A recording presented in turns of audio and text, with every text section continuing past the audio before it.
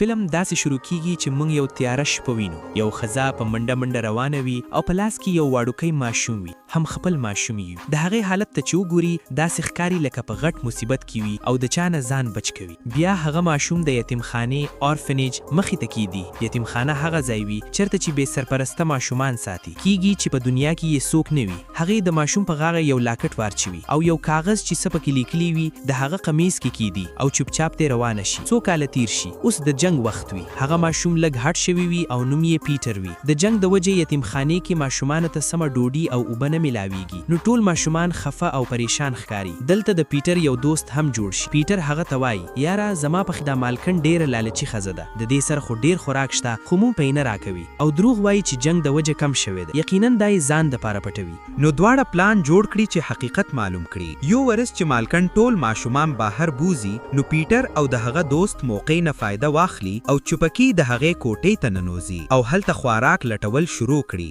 لټولو سره رښتیا هم ډیر خوراک ومومي چې هغې پټ کړی وي. دا چې هغو ویني دواړه سخت غوسه شي. ورسره څو ورځې مخکې ډیر ماشومان هم ناڅاپه غایب شوي وي. هلته ډیرې پیسې هم ومومي. نو مطلب صاف وي چې مالکن ماشومان خرڅوي. بیا پیټر ته د خپل نوم یوه فایل په لاس راشي، هماغه فایل چې د ده وي. نو نن هماغه کاغذ پرت وي کم کې چې د هغې مور د وړکتوب کې ورسره ایښی و. پیټر د خپلې مور خط پړاول شروع کړي. پکې لیکلي وي زما بچیا کېدی شي ته ما یعنی خپله مور هیڅ کله نه وی لیدلې، خو ما ته یقین دی چې یو ورځ به ضرور ملاو شو. په خط کې نور لیکلی وي ته عام ماشوم نه یې بلکې ته ډیر خاص یې او ته د یو لوی کار دپاره پیدا شوی یې. هم په دغه وخت کې ماشومانو ته داسې احساس وشي لکه څوک را روان وي. نو دواړه زر زر خپلې کوټې ته منډه کړي، خو چې مالکن یې ویني چې د هغې د کوټې نه راوځي او په یې د غلا انظام ولګوي. پیټر غوسه شي او د هغې نه د هغه خط په باره کې تپوس وکړي کم چې د دې مور لیکل وو. خو مالکن خط شری کړي او وایي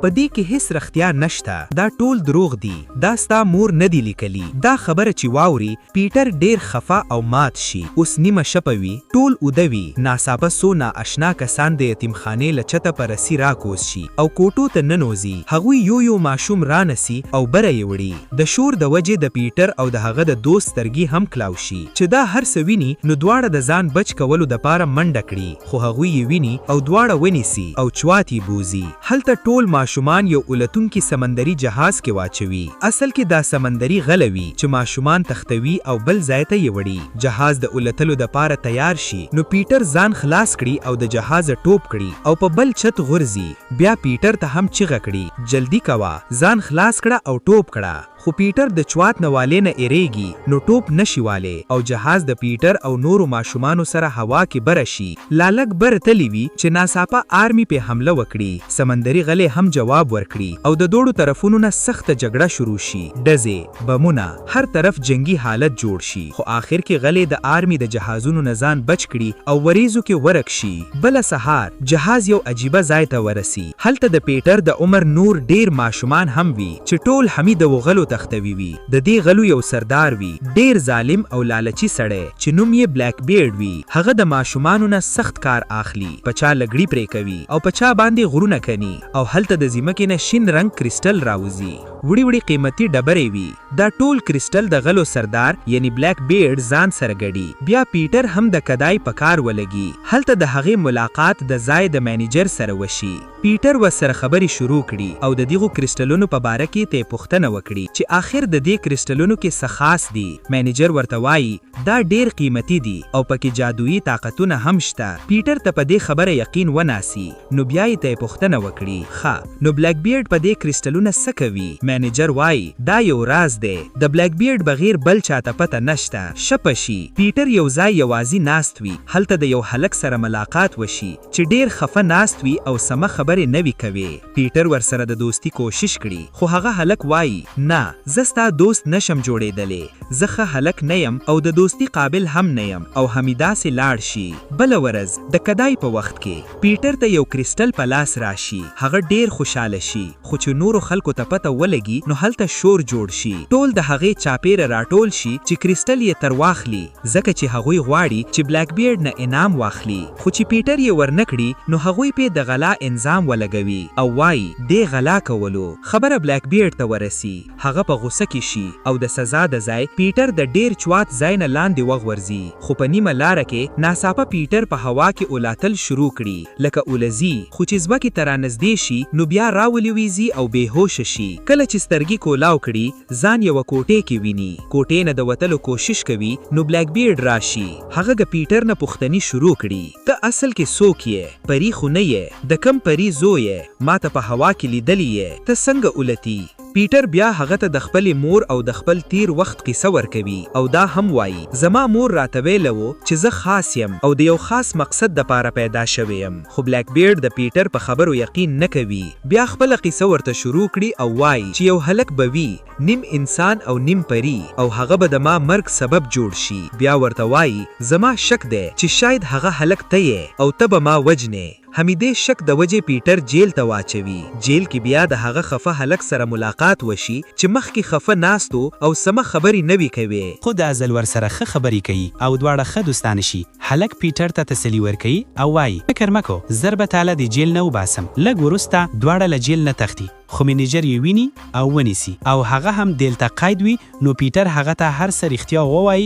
او راضي کړي نو هغه هم ورسره شامل شي نو درې واړه یو ځای د هغه ځای نه تښتي هغوی د رسۍ یا جولې په مدد الوتنکۍ جهاز ته ځان رسوي خو ناڅاپه د بلیک بیرډ سپاهي دوی ویني او د جولې تار پرې کړي قسمت یې ښه وي د لاندې غورځېدو په ځای هماغه الوتنکۍ جهاز ته غورځار شي یو منټ هم ضایع نه کړي جهاز چالو کړي او د هغه ځای نه وتښتي بلیک بیرډ د هر څه ګوري خو مصیبت دا وي چې نه پیټر نه د هغه دوست او نه منیجر هیڅ چاته جهاز چلول نه راځي نو جهاز کنټرول نه بهر شي او آخر کې جنگل کې غورځار شي خو بیا هم قسمت ورسره وي چاته څه نقصان ونه رسي ټول بچ شي بیا درې واړه مخکې ته سفر شروع کړي شپه ډیره شي او ټول وږي شوي نو په جنگل کې د خوراک لټون شروع کړي ناڅاپه شاوخوا حرکت محسوس کړي نو ټول هوښیار شي او هماغه وخت غټ غټ عجیبه او خوفناک مرغان پې حمله وکړي دا مرغان ځکه عجیبه وي چې نیم بدن یې هډوکي وي او نیم د چړیا غوندې خواښه او وزرونه عجیبه وي د ځان بچ کولو دپاره درې واړه منډې کړي څه فاصله لاړ شي چې د یو قبیلې خلک راشي او د مرغانو یې جج کړي بیا یې د قبیلې سردار ته بوزي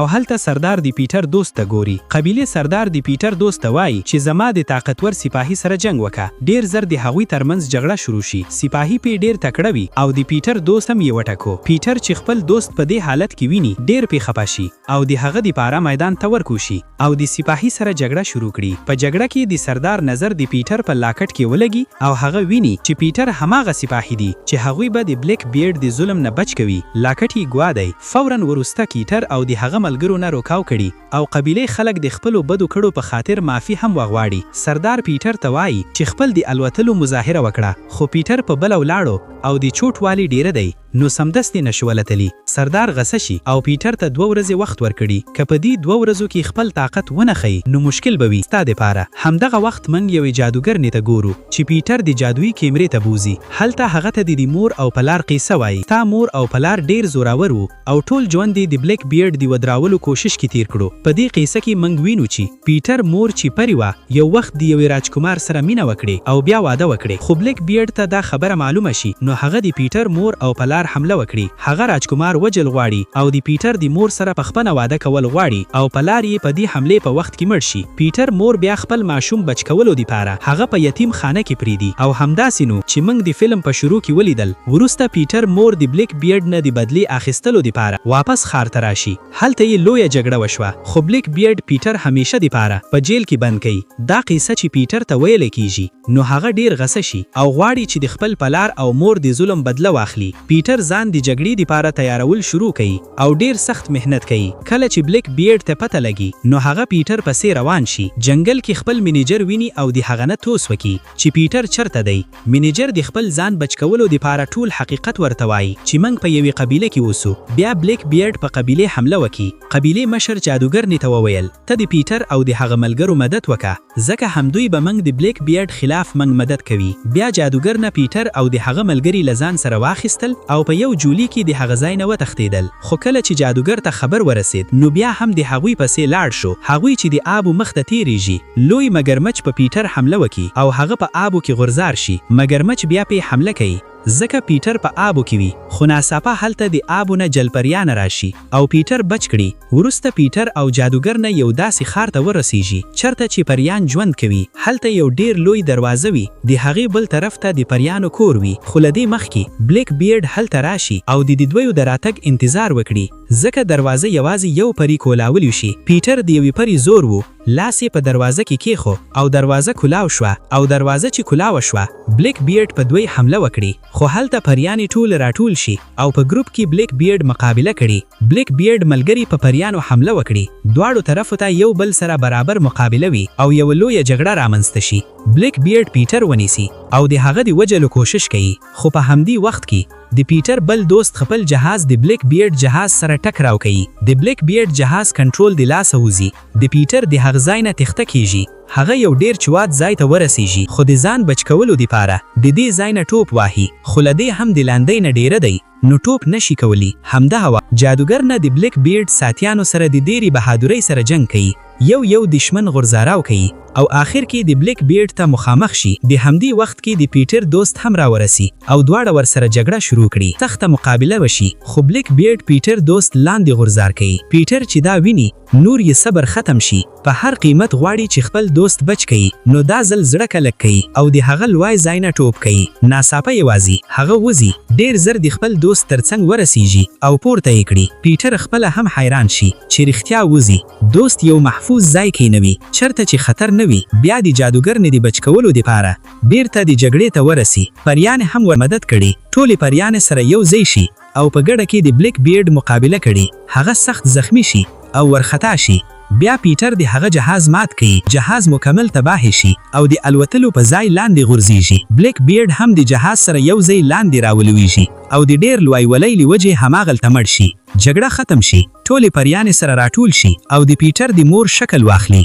هغوی د پیټر ته د مور پیغام ورکوي چې لنن بعد ته دلته اوسېږه او د پریانو حفاظت کوه پیټر دا خبره ومني او زړه یې په دې راشي چې د ژوند کې لومړی وخت د خپلې مور مخ ویني او د خپلې مور هغه خبره یې یاد شي چې که ته مې زما مخ نه وې لیدلی خو یوه ورځ به ضرور وینې وروسته پیټر د پریانو نه د انسانانو دنیا ته راشي او د قبیلې خلکو په مدد ټول یتیم ماشومان د یتیمخانې نه وباسي او ځان سره یې د پریانو دنیا ته بوزي ځکه چې هلته به خوشحال او په امن ژوند کوي او همداسې د خوشحالۍ په سین سره فلم ختم شي ملګرو که ویډیو مو خوښه شوې وي نو